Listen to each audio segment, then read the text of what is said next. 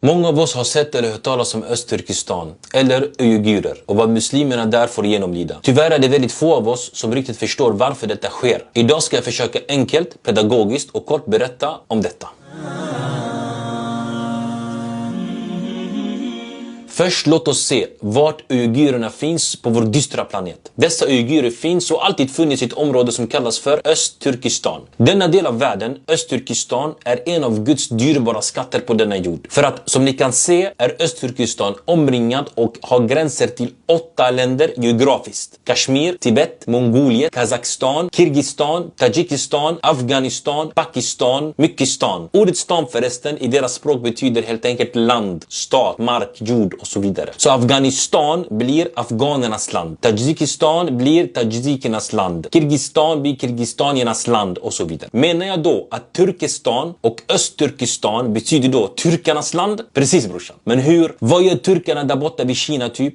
Jag trodde att turkarnas land var där Erdogan bodde. Jag kommer komma dit snart, inshallah. Har inte bråttom. Vänta. Men innan jag kommer dit, vet du i verkligheten vad det innebär att ett land har så många länder runt omkring sig? Om vi snackar ekonomi eller affärer och säger att detta område, Östturkestan, skulle få för sig att bara öppna sina gränser som en vanlig handelsrutt, handelsväg alltså, vägar in och ut där man tar betalt för passage. Bara det är en ekonomisk förmögenhet. Och vi kommer att prata om det alldeles strax, om den så kallade sidenvägen. För att inte tala om de rika och enorma naturtillgångarna som finns i området, såsom kol, olja, wolfram, gas, enorma naturtillgångar. Området har även en blomstrande jordbrukssektor som bland annat producerar de finaste frukterna såsom vindruvor, vattenmeloner och även valnötter. Och det finns otroliga sevärdheter, en vacker natur, turistattraktioner just i det här området. Ytan som Turkestan befinner sig i är 1,8 miljoner kvadratkilometer stort. Det är lika stort område som hela Sudan eller 2 av mitt hemland Egypten bredvid varandra. Väldigt stort land alltså, inte små potatis. En blandning av turkiska stammar som kallas för turkfolk bodde i området innan Kristus födelse. Inte innan islam bara, utan innan kristendomen. Ett simpelt folk levde där och livnärde sig på jordbruk. De talade ett språk som kallades för uiguriska. Språket skrivs med arabiska bokstäver, men det är inte arabiska. Alltså en arab kan inte läsa eller förstå det. År 96 efter Hijra kom den muslimska armén dit med Qutayb ibn Muslim som ledare. Detta var under ledarskapet av den umayyidiska kalifen Abdelmalik ibn Marwan. De omfamnade islam och levde som muslimer och har levt som muslimer sedan dess och tills idag. Men kom ihåg en väldigt viktig sak. Alla dessa istanområdena omfamnade islam med övertygelse, kärlek, stor viljestyrka. Till den graden att islam har producerat just från dessa områden stora lärda som Imam al-Bukhari, Imam Tirmidhi, al-Bayhaqi, al-Farabi, Ibn Sina och många fler. I alla fall, när islam spreds i dessa områden så blev det ett stort hot mot Kina som använde just Östturkestan som en väg, alltså rutt för all deras handel. Den vägen kom sedan att kallas för sidenvägen. Vad menas med sidenvägen? Är det typ en väg som är riktigt skön och soft att gå på? Eller en fin, vacker asfalterad med siden? Något sånt? Nej. Det betyder inte det, brorsan. Lyssna. Kina upptäckte för mer än 3000 år sedan innan Kristus siden i dess ursprungliga naturliga form. Och de var de första som började göra om siden till garn och sedan tyg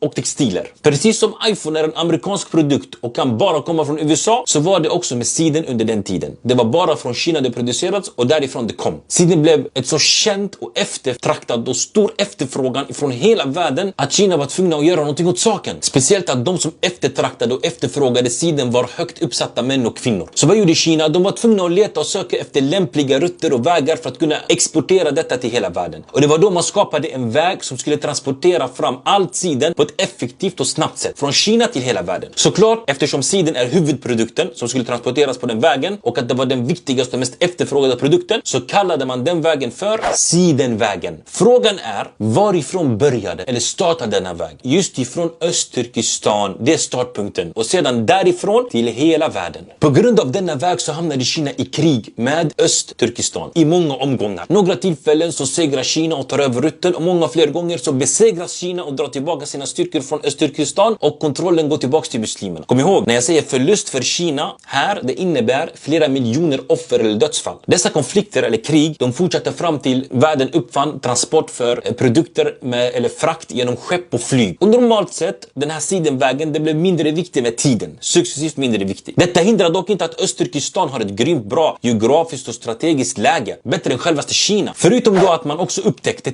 med tiden de här naturtillgångarna som jag berättade om tidigare, som kol, olja och gas, som Kina behöver och har stort behov av för deras så kallade ekonomiska eller industriella revolution. Men viktigare och farligare än detta är såklart att Kina är ateistiskt, marxistiskt, leninistiskt land. Det är väl mycket istiskt här. Och vad betyder det? Det betyder att de avskyr allt som har med religion att göra. Speciellt islam. Eftersom islam är i sig en magnet som drar till sig nya följare och omfamnas av människor från alla olika religioner och övertygelser. Och detta är självfallet en stor fara för Kina med den ideologin som de bär på. Krigen fortsatte. Kina ockuperar. Turkestan gör uppror. Kina backar. Uigurerna, muslimerna, tar över styret. Igen dyker Kina upp och ockuperar. Sedan blir det uppror igen. Kina backar. Uigurerna tar över igen och styr och så vidare och så vidare. Detta pågick fram till 1931. Vid den tidpunkten så var Östturkestan ockuperat av Kina. Och den har varit det många gånger innan. Men 1931 så händer en händelse. En polischef slår till en muslimsk kvinna. Det sägs över huvudet. Och då plötsligt blev det uppror i hela Östturkestan och revolution igen. Ja brorsan, vi brukade göra uppror mot ett helt land som Kina bara för att en enda kvinna blev slagen. Wallahi brorsan, vi var helt gulliga. Fina, vackra, fina frisyrer också. Jag har sett bilder. Hur som helst, Kina på grund av den här händelsen förlorade makten över Östturkestan och den gick tillbaks till muslimerna igen. Så Kina, de gjorde en allians. Allians, det betyder att de blev vänner eller kom överens med ett annat land. I det här fallet var det Sovjetunionen, nuvarande Ryssland, och de kom överens med dem i en allians att de ska göra slut på detta uppror ifrån Östturkestan. En gång för alla. Men de misslyckades. Uigurerna lyckades och segrade och blev igen de som styrde 1931. Men tyvärr så blev detta kortvarigt. 2 år bara. Förrädare i de uiguriska lederna dök upp och samarbetade med Kina och Sovjet. Alltså muslimer ifrån uigurerna själva gick och samarbetade med fienden och var direkt orsak till muslimernas fall. Som vi alla vet så var det ju ingenting för evigt. Kina återockuperade området igen 1934. Men det varade bara i 5 år. Vad hände efter 5 år? Precis. Andra världskriget startade 1939. Och alliansen ändrades. Din vän ifrån igår är din fiende idag. Uigurerna tar tillbaka sitt land ifrån Kina, men denna gång med hjälp av Sovjet som bara år innan var deras största fiende och allierade med Kina. Otroligt. Det här är politik brorsan. Alla mot alla motsatser. 1944 brorsan, alltså bara 1 år innan andra världskriget tog slut, så är det nu Östturkestan igen ett muslimskt land under muslimernas makt. Knappt 5 år varade detta. Innan igen för 70,000:e gången så ockuperar Kina Östturkestan igen. Detta var 1949. Och denna ockupation har varat fram tills idag.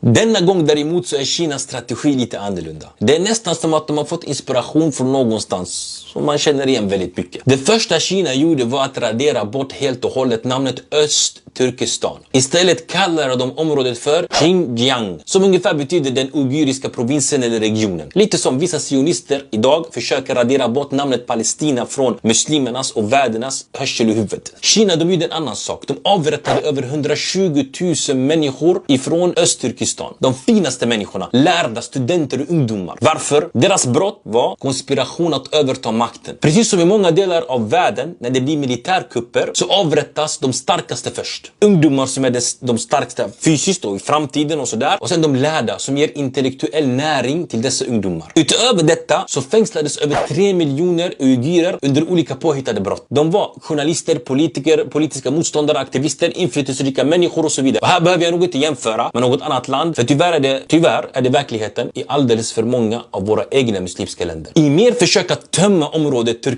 Östturkestan så skickades flera 100,000 människor ifrån Östturkestan till Kina för att det fanns behov av arbetskraft i Kina. Yani Kina som är världens folkrikaste land med över 1,4 miljarder människor har brist plötsligt på folk till arbete. Så stor brist att de hittar inga arbetare förutom ifrån Östturkestan. I motsats till detta så skickade Kina 100,000-tals han-kineser som är ursprungskineserna till Östturkestan för att styra och överta alla de viktigaste, mest högt uppsatta posterna i området. Och jag behöver väl inte förklara varför till er. Nu i modern tid, efter det nya modet kriget mot terrorism, när den dök upp efter terrorattackerna efter september 2001 och alla som hade en politisk fiende eller motståndare kallade sin politiska fiende för terrorist eller terroristsympatisör och så vidare. Vad hände då? Kina, de tog tillfället i akt. De kom fram med samlingbeslut mot uigurerna. Det är så, de tog chansen. De upprättade koncentrationsläger och satte i dessa koncentrationsläger nästan 2 miljoner uigurer. De kallade dessa läger för omskolningsläger. Kina kidnappade barn till dessa som hamnade i koncentrationsläger och de la dessa barn i hem för föräldralösa där barnen berövades, förbjöds helt och hållet från att se, prata eller ens träffa sina föräldrar. De förbjöd skägg, niqab, heltäckande ansiktslöja. De förbjöd även hijab. De förbjöd heltäckande klädsel i någon form. De rev hundratals moskéer, bommade igen tusentals andra moskéer. Anledningen var att det finns radikalisering som pågår i de här platserna. Undrar vad de har hört dessa ord innan. Vad har vi hört dessa ord innan? Radikalisering. Radikalisering.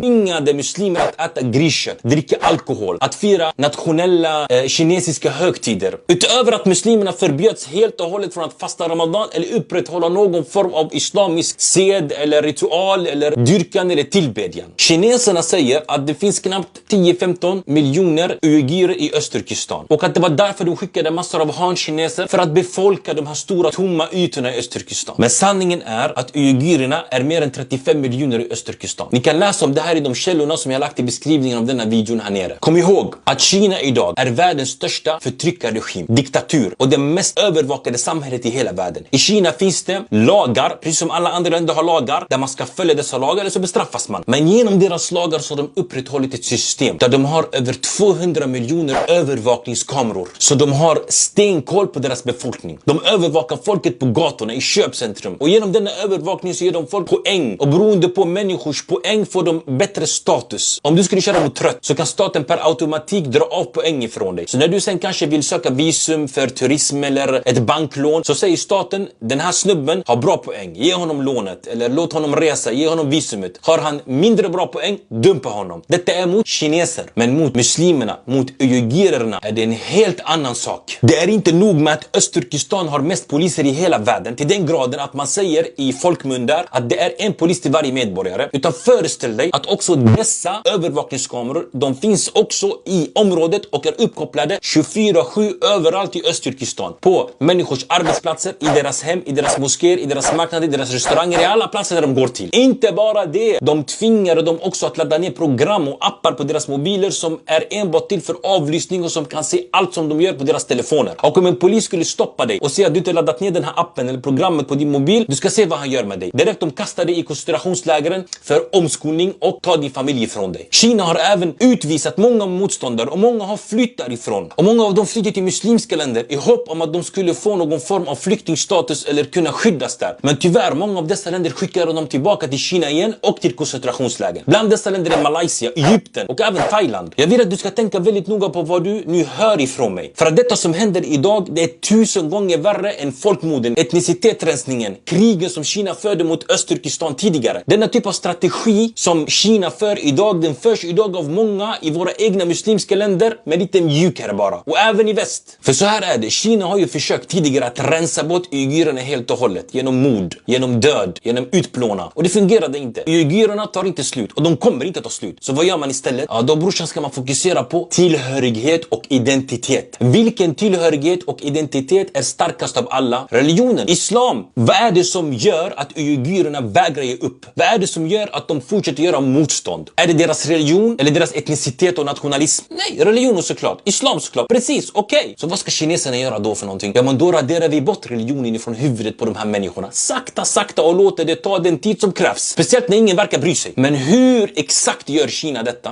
Enkelt brorsan. Låt mig berätta för dig. Det första Kina gör är, de säger, lyssna, vi låter alla religiösa källor som inte vi kan kontrollera dö ut. Som exempelvis koranskolor, föreningar, skolor där islam har en framträdande roll. Genom att säga vad då? Dessa är terrorrötter. Terrorism kommer därifrån. Radikalisering kommer därifrån. Och istället för dessa föreningar och skolor och moskéer så vi byter ut dem med lite gulligare saker. Typ vi gör något ministerium för underhållning. Precis som de gör i Saudi idag. Där de har bytt ut många av de här sakerna som islam har en framträdande roll. Där de byter ut istället vad då? Med såna här värdelösa nöjen. En annan sak som Kina gör att de säger vi låser in alla lärda som har korrekt insikt och förståelse. Och vi låter dessa lärda ruttna i fängelsen och glömmas bort. Och sedan så hämtar vi lite regimvänliga, gulliga lärda som bara kan och har memorerat ett enda ord. Lyd och var tyst. De får ställa sig på fredagarna och predika för muslimerna. En predikan som gör att alla muslimer som går till predikan på fredagar hatar predikan och hatar fredagar och hatar moskén. En predikan som är innehållslös och tramsig och tafatt. Och den av de ärliga lärda som klarar sig och flyr med sin religion för att utöva någon annanstans oss. Ja, den här lärda ska vi smäda, hitta på lögner om, hitta på påhittade brott om och anklaga falskt och sprida falska rykten om för att människor ska se ner på och hjärntvätta människor helt och hållet gentemot dessa ärliga lärda. Så att folk ser dem som förrädare. En annan sak som de säger eller som de gör, det är låt oss se till att ha full kontroll över media. Och vi hindrar alla respektabla opartiska journalister eller mediefigurer att synas alls. Istället så byter vi ut den seriösa medien med meningslös underhållning. Oavsett om det är från musikbranschen, filmbranschen. Viktigast är att människors sinnen förblir drogade och hjärntvättade och de inte ser sanningen. Dessa saker, det är en strategi. Ge denna strategi